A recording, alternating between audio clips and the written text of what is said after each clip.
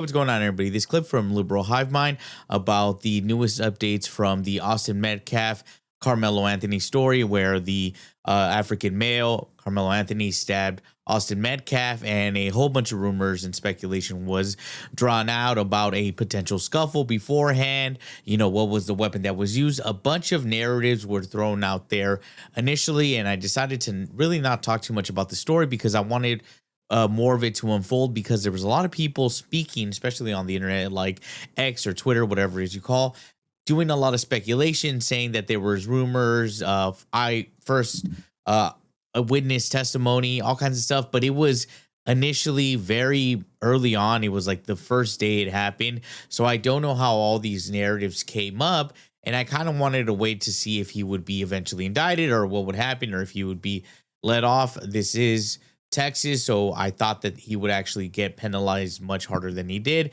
as they initially gave $1 million bond and then reduced it to $250,000, which I think was way too little. We know now that he's raised over $500,000 and they've pretty much spent all that money. But I did want to give the recap from Liberal Hive Mind. Go ahead and check out the channel. If you don't follow them, go ahead and follow that channel. All right, folks, so take a look at what's going on in the news. We have confirmed with Collin County authorities that an indictment of first-degree murder has been handed down by a grand jury against Carmelo Anthony, the 17-year-old Frisco high school student. So if the grand jury did go along with that first-degree murder, that means that they have pretty good confidence that this is something that they're, sometimes with grand juries, they will be like, no, that this is too harsh, or they've gone along with it. So you always go to the grand jury first. This actually I don't think any of the trial, it will be set to start until 2026. Has been free on bond since this incident on April 2nd. We are also waiting for reaction or a statement from his attorney and family spokesperson. The father of Austin Metcalf, who was killed, Jeff Metcalf, tells me in a statement he is, quote, just glad that the process is moving forward, and I look forward to the trial now, end quote. We are also expecting a statement from Collin County District Attorney Greg Willis, whose office will prosecute this case. A first-degree murder charge carries with it a possible sentence of 5 up to 99 years or life in prison. Now, the next step in this legal process is the assigning of a judge who will then set an initial appearance date. And that initial appearance date for Carmelo Anthony could be, I'm told, days, weeks, or even months down the road. And a trial date won't be set before 2026. Earlier this spring, our community was shaken by what happened at a school track meet in Frisco. The violent...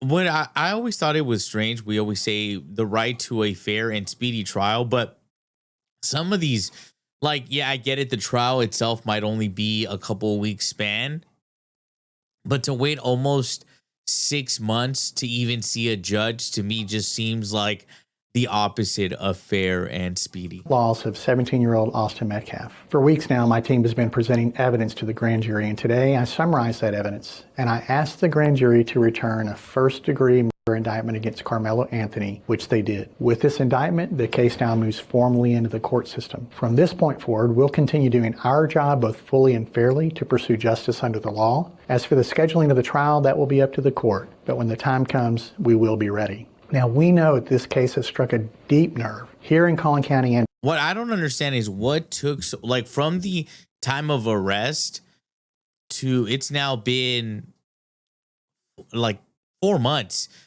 or 2 months, and to just now finally indict him with actual charges. I think it was, they didn't want to do it so early on because there was so much of a whip back from, like, the public of, like, no, this is just an innocent man or innocent boy at this point, another black, youth being wrongfully, charged. But now that more and more of the evidence keeps being presented, and the footage that not has been leaked, but the people have been able to see the footage of the actual skirmish or what took place, and it is 100% opposite of what the initial reports were. They were trying to suggest that Austin Metcalf and his twin brother were some kind of bully kids that were, targeting this young, great citizen, a student of a black youth, which is starting to seem like it is 100% not that way. But if you were on Twitter or X or any of these sites when this story initially dropped, everyone, especially on the left, people were quick to just kind of give this guy, this kid that took a knife to a event, a track meet, for no apparent reason.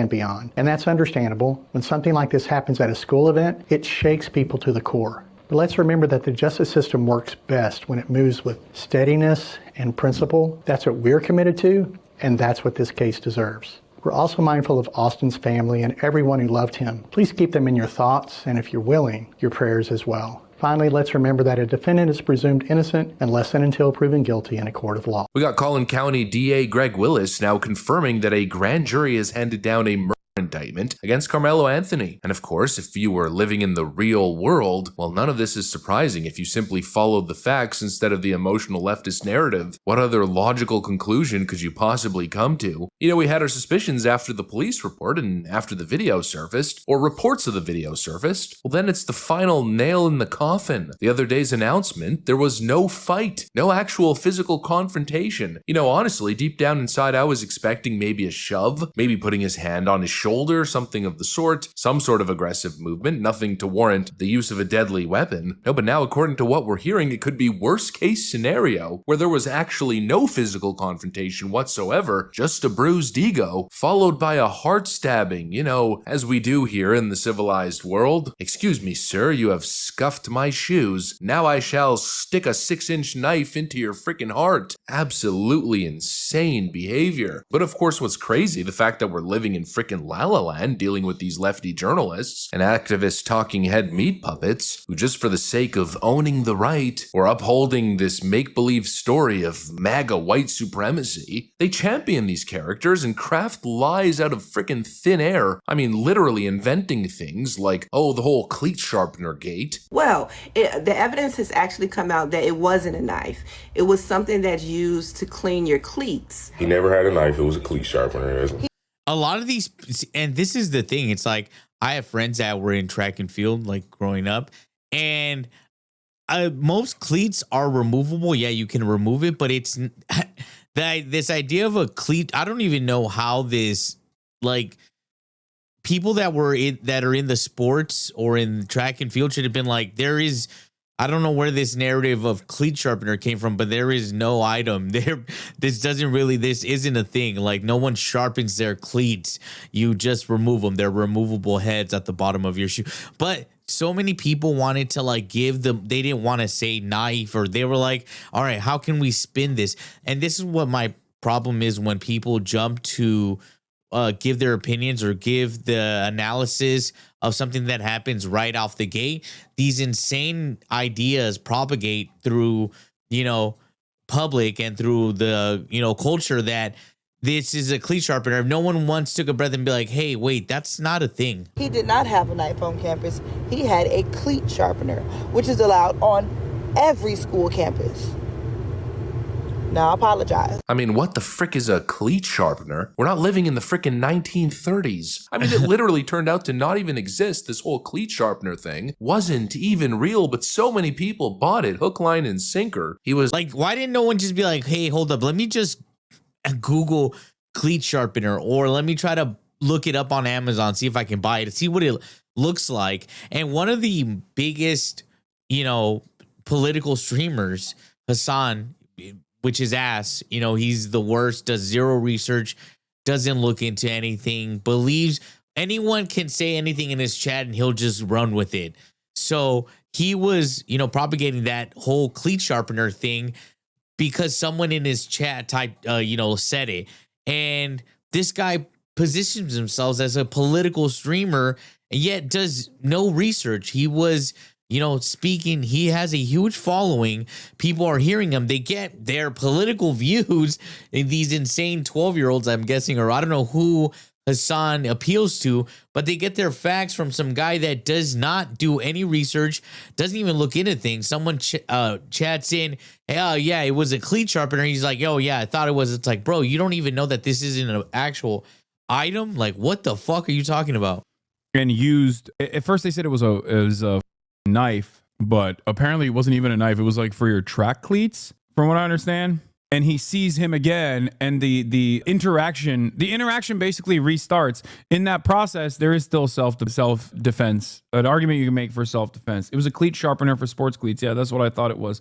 More information comes out, and there is at least like eyewitnesses that see that like initially it was Austin Metcalf that actually went up to this kid, up to Carmelo Anthony, and was being a nuisance. And we don't know the details of how much of a nuisance he was being, but like, was this desperate kid who was being beat on by Austin Metcalf and his privileged white male crew. They attacked the innocent black boy for literally no reason. He was just a good student with straight A's, never any problems, and then he desperately grabbed a cleat sharpener from his backpack and fought all those white violent thugs off. I mean, people were actually giving this misrepresentation based on a ridiculous made-up rumor. There was never any mention of a cleat sharpener in the police reports, I'll tell you that much, and really nothing to suggest that this was legitimate self-defense. Everything pointed to the opposite, but the left, of course, just has to constantly wage war against the boogeyman of white supremacy. And so all of a sudden the wacky theories drop, the victim becomes the bad guy, and the violent criminal, with clearly no emotion and no impulse control, who murdered somebody in cold blood, that person somehow becomes the frickin' victim. Hashtag free Carmelo, they say. Bring Carmelo home. Another victim of the racist justice system. Give me a frickin' break. There was never any case for self-defense. Never. And if you read The problem with a lot of these people is they, in their heads, they're still living in like Jim Crow racist times. Like, I bet a lot of these leftists and liberal types are always like, oh, the biggest threat is white young males. And it's just like, we have gone so far to the insane where we're still thinking that there's bands of white guys, and maybe there is in some places, but nowhere where, you know, any like big city, I don't think that there is like this group of white teens that are harassing, you know, the colors or the minorities. I don't think it's happening, at least not where I am or any place I've ever been. Yeah, is there people that obviously don't like people of color? Yeah, of course. But this idea that that's our number one issue is absolutely insane. the Texas And the numbers don't align with that. code, as we did all those weeks ago, well, Texas law is crystal clear when it comes to self-defense. It doesn't apply if you're the one who provoked the encounter. And based on the police report, Carmelo Anthony was pumping his chest out and saying, put your hands on me and see what happened. Like, I don't know where all these narratives came from, and maybe it was, and the real problem is that, say this goes to trial, they find him guilty. I heard that, I'm pretty sure it's been announced that he's not going to take a plea deal, so this will most likely go to trial. That when it comes back a guilty verdict, all these people that got all their information from unreliable sources, online agitators that are just trying to muddy the story or kind of put a narrative spin, are going to be like, oh, yeah, they are just imprisoning innocent black youth. And it's like, well, no, there was footage. There was all these supposed all these supposed eyewitness accounts. Where are they? No eyewitness account. Originally, there was that they shoved, that they got into a scuffle. Then Carmelo Anthony left and came back with a cleat sharpener and somehow stabbed him. So a cleat sharpener stabbed him through the chest and pierced his heart. The jumps you have to make to get to this and think that that is a rational timeline is insane. But these people are so bought into this echo chamber that they think that this is true. And then once they see that they're like with the Kyle Rittenhouse story, people actually thought Kyle Rittenhouse killed two black men. And it's like, no, he killed two white guys. It was such a delineation from what really happened. So when he got off, people lost their minds and wanted to protest and like, how could this guy, but they didn't know the circumstances. They did not do any research. They didn't look into the actual story.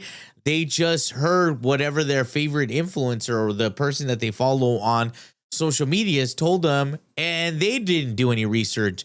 So when Hassan Abi says this thing about the cleat sharpener, continues that narrative, that story, and then also that the Metcalf twin brothers were antagonizing Carmelo, so he had to leave and come back, and even that story falls apart, because if you have the capability of leaving and you re-engage, that is not self-defense any longer. You cannot leave, go grab a knife or whatever, and then come back and re-engage and say that's self-defense. So even that narrative was falling apart. I just know a lot of people, if this young man is in prison, are gonna be so confused on why he's gonna go to prison. It's like, well, you didn't do any research. He was provoking and insinuating violence. In other words, a threat. Doesn't exactly meet the criteria for fleeing for your life and desperately using violence to defend it. Not even freaking close. There's no evidence that Carmelo Anthony's life was ever in danger. And once Anthony took that step and initiated lethal violence on his target without clear justification, but rather just in a moment of uncontrollable rage, well, it's game over. And clearly that's the way the grand jury's seeing it, folks. They're seeing what we're seeing, except probably way more direct because they've been presented the video evidence. Absolutely. By now. Yeah, I wish this video evidence of like the actual altercation will be released to the public, because I don't think that it's not good to say, hey, we're gonna select who can see this and who can't, because I mean, after the trial, at least after the trial and everything's done, they should release the evidence and show people like what actually happened, because right now it's a lot of speculation. But then you ask the journalists or the reporters that have gotten the opportunity to see the actual footage, they're kind of alluding that it does look damning for Carmelo Anthony. On these charges and the confidence that they're being presented to us with, well, clearly the grand jury probably saw this kid murdered in cold blood at a damn school sporting event with no provocation, or no extreme provocation, but rather just a disagreement. And that's the very harsh reality. That's why Carmelo Anthony is going to be tried as an adult here, and rightfully so. You know, there's simply no way to spin this anymore, no way to grift on this anymore, like we saw with that Dominique Alexander kid, Mr. Pimp Main, woman abuser, fake lawyer. I just don't think you could spin it anymore. This was very likely murder in the first degree. But as we've seen time and time again, they don't care about the facts. They only care about the narrative. They did the exact same thing with George Floyd turning a fentanyl overdose. It's crazy that this guy has statues of him when he literally held a gun or either a gun or a knife to a pregnant woman's stomach. Or they turned this guy and they tried to turn him into some hero when he was just some junkie. George Floyd was a burnout junkie, homeless, I think, and he was trying to use a fake counterfeit 20 when he was buying I guess something at a liquor store, and then they called the police. So the thing about it is, this guy's not a hero. There's in no scenario is this guy a good guy, but these people are so locked into their echo chamber that they believe that any wrongful death of anyone deserves praise or to be turned into a martyr. But this isn't in the top tier of the black community. If these are the people you are creating statues of, what does that say about upstanding, black youth, or, people that are staying out of trouble, people that we should be elevating, but instead we decide to elevate a junkie that was using a counterfeit 20 to purchase something, and then the police came and has a rap sheet of criminal violence against women. So it is absolutely insane. Clearly disturbed individual with a lengthy violent criminal record. They turned him into a civil rights icon. A guy who once held a gun at a pregnant woman's belly during a robbery now has statues in his honor and murals. And Derek Chauvin is essentially sitting in prison to appease the mob. We need good heroes. That's absolutely insane. But I don't want to watch the rest of the video. I just wanted to highlight the portions of what's happening currently with the Carmelo Anthony, Austin Metcalf story. Something that we should not, let just fall to the side, not forget about, because this is, something that we do need to deal with and also talk about, because violence amongst youth we need to dampen it. We need this culture of like resorting to the worst possible instincts to, not be the case, and to turn criminals or someone that attacks someone into a victim because of a narrative spin on people on the internet, that all their